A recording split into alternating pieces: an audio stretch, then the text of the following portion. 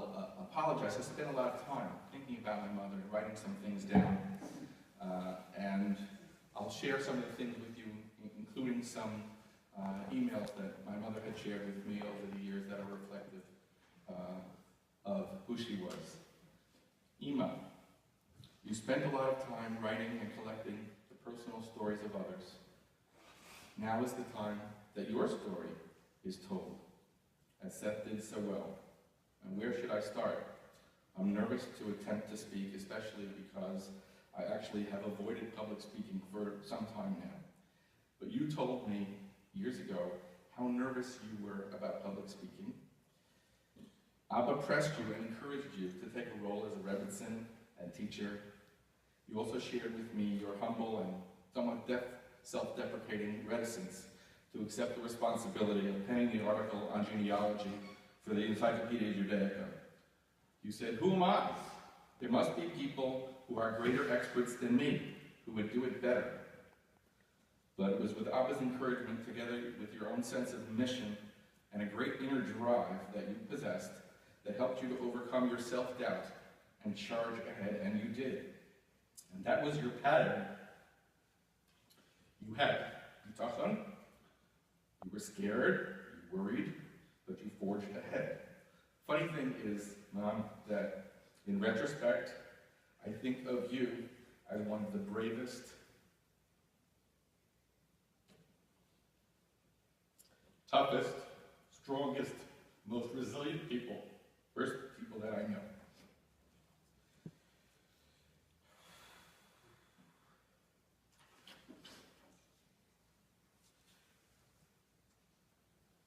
No matter what happened, you held yourself with grace and dignity.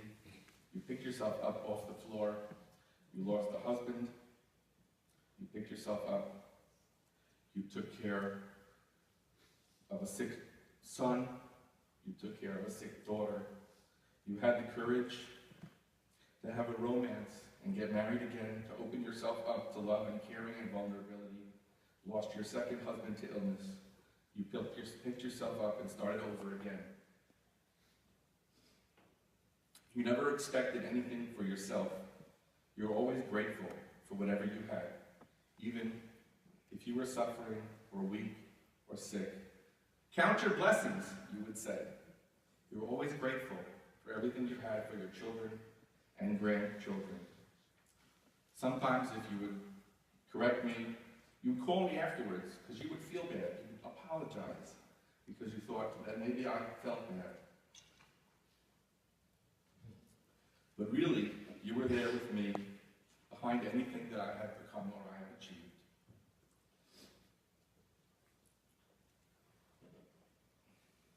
You were someone who was about like chesed. We always had guests in our house when I was a child. I can't remember a time when we didn't have guests. Now, as a parent, I understand that it was not without cost and not without effort. I thought that that was automatic when I was a child. You were always reading and writing and telling stories. Now it's your story that we tell. You came from a generation when people didn't waste time. Your whole life you felt that there's no time to be wasted. Every minute is precious. I have to be doing something important. I should be writing something. I should be learning something. I should be organizing something. I should be cleaning something. I should be cooking something. I should be helping someone. What drove you crazy in the recent months was that as your memory began to fail, you still felt that you had something important to do at every minute. You just couldn't figure out what it was. That drove you crazy.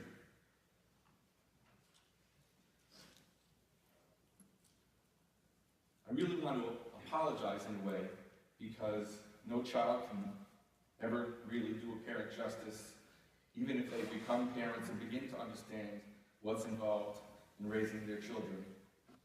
But particularly with you, because you were there at every minute of my life until today. There was never a time when you weren't there for me as a mother. But you weren't just there for me and my siblings. You were there for everyone whom you met. You were there for Jewish people, for not Jewish people, for religious people, not religious people. Whoever you came across, you were there for them.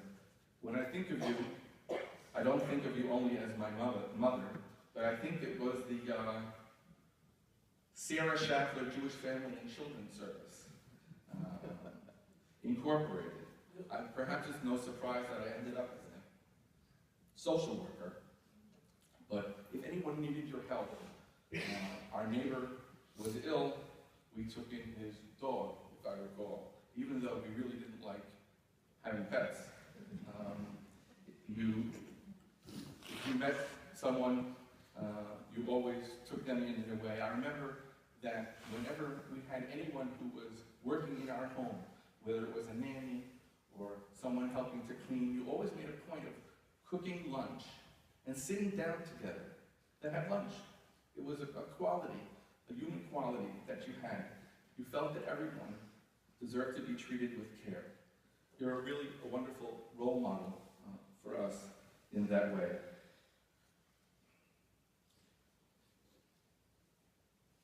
You never gave up that sense of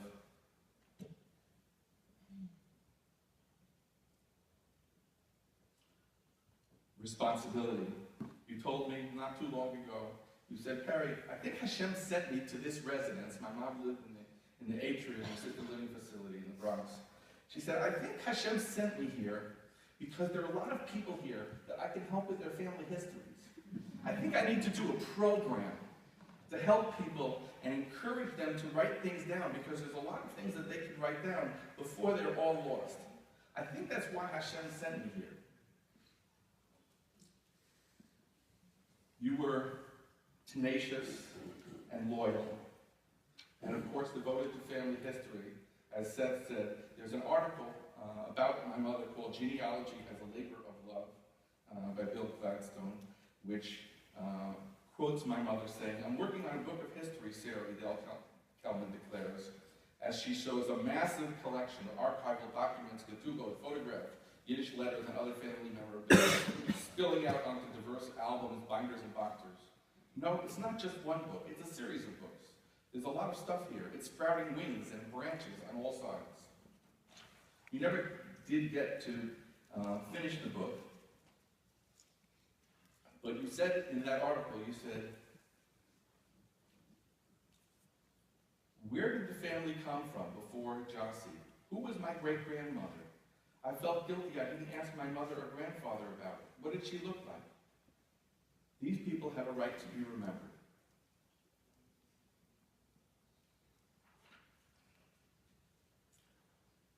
She felt that she was going to publish some books that didn't get published, but perhaps they can come out in another way. I put so much work into this, I want it to be preserved, she said. I want it to be a unit that you can hold in your hand.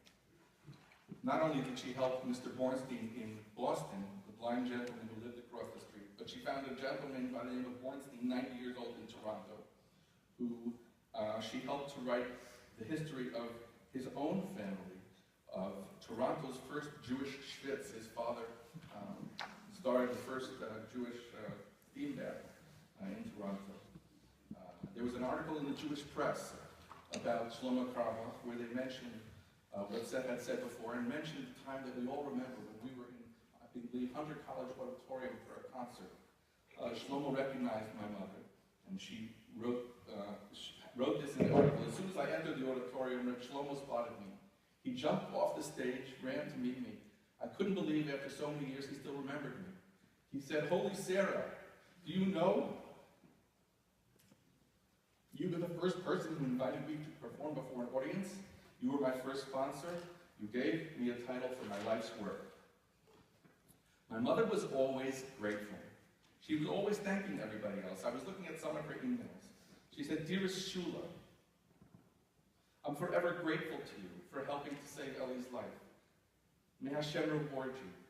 I pray for you with love and gratitude. Thank you for your efforts. Ima.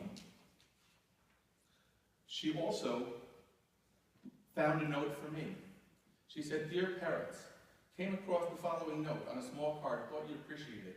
July 30, 1958. We have a new baby boy born today, 3 pounds 9 ounces. He's 6 weeks premature, but thank God thriving nicely in an incubator. We plan to call him Peretz Abraham. She wrote some more details about my birth, but my mother was collecting family materials before 1980 when she caught the bigger genealogy book.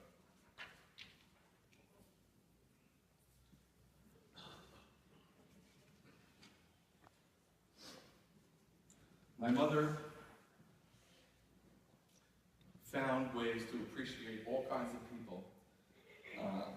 She went with Rabbi Kelman, Alav Shalom, to a special home, a Christian home in Kitchener that took care of children who had who were hydrocephalic and had other serious crippled and paralyzed children and their babies. When she investigated this place, she found out that this is where her brother Saul took their baby when he died at 6 months. And they became connected to this home, which was a Christian home for children, where there were also Jewish children. And Rabbi Kelman performed funerals for children who died there, put up special efforts to get connected to the people who were running that place. My mother had friends, lifelong friends. Some of them are here. She wrote to them for years. She said, "Dear Joel," about Anne Burns.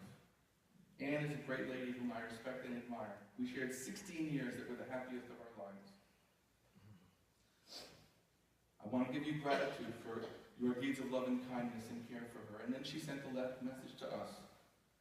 Here's your opportunity for a Yom Tov mitzvah, she wrote to all the kids. Anne Burns is in a wheelchair all day.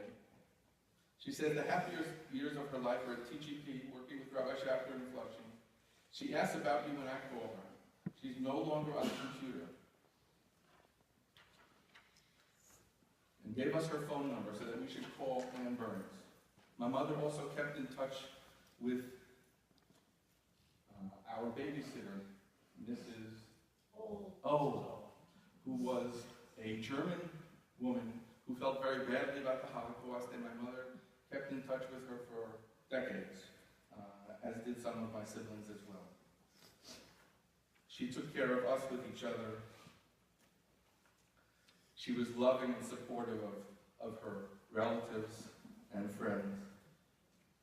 And as age began to have its impact on her, she had a sense of humor. She wrote me a note. To Perry.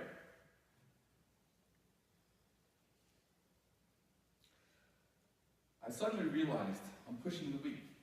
It's really only Thursday. I was invited to a Friday night dinner. Hurrah.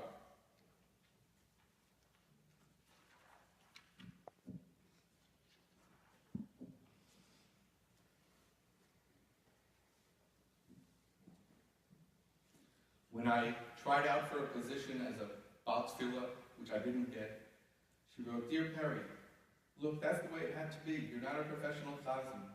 You're a fine Bal Tefillah and can't be expected to perform like Cantor Murray Bazian, much as you would like. Keep looking, good luck."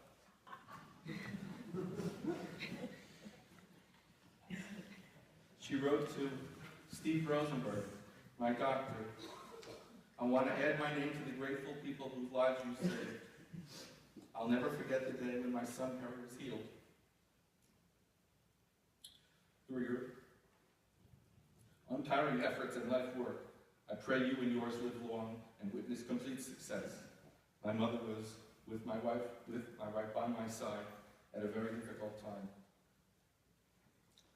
She went through illness with Rena. She wrote, Rena Malka has Baruch Hashem come out safely and seems to have gone well. Thanks for all your tefillot. Aunt Sara," she wrote to the family. She wrote about Vera, who helped her as a friend and cousin in Toronto. She wrote about the Weinstocks and thanked them for caring for her for all those years of friendship.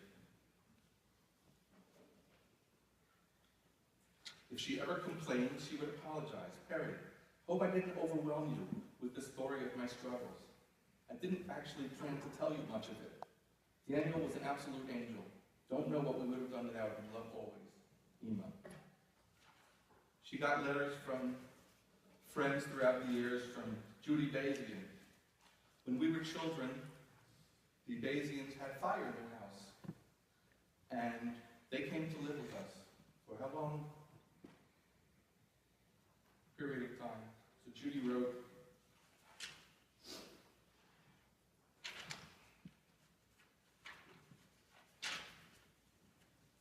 we were a family of 12, us kids together. The memories are clear. 12 kids with 2 sets of parents. That's the way I'll remember it, always. My mother still was inviting guests when she was in her 80s. I've invited about 20 or more longtime friends and some relatives to share a supper and evening at house tomorrow. Love to all of you. Ima Savta. So, I'm going to Tova for Shabbos. She's a generous hostess. I don't know how I would manage without her invitation. Shabbat Shalom, Ima. I've been helping my cousin, the Faders. Sruli Fader died and was buried. Joe and I are involved in the entire process.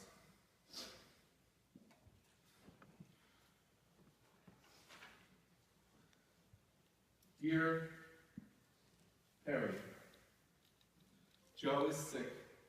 Wish me luck. I need it.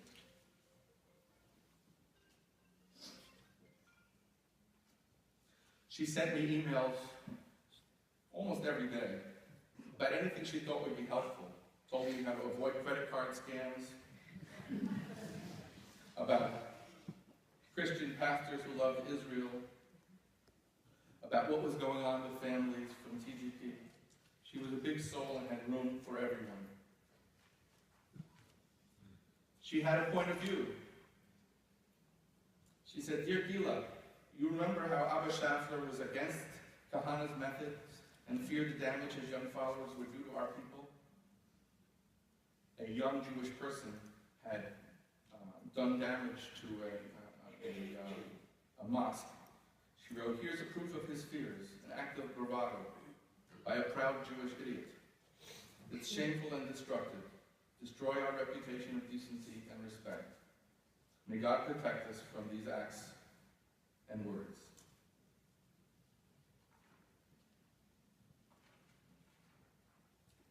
I was told recently that Shmuel Kamenetsky, when he lost his father, Shmuel Kamenetsky, when he lost his father, who was at the time 95 years old, said, I'm a yatom, I'm an orphan. People said to him, how can you be an orphan? Your father was 95, and you are 60, 70. He said, you can be an orphan as long as you still need the person.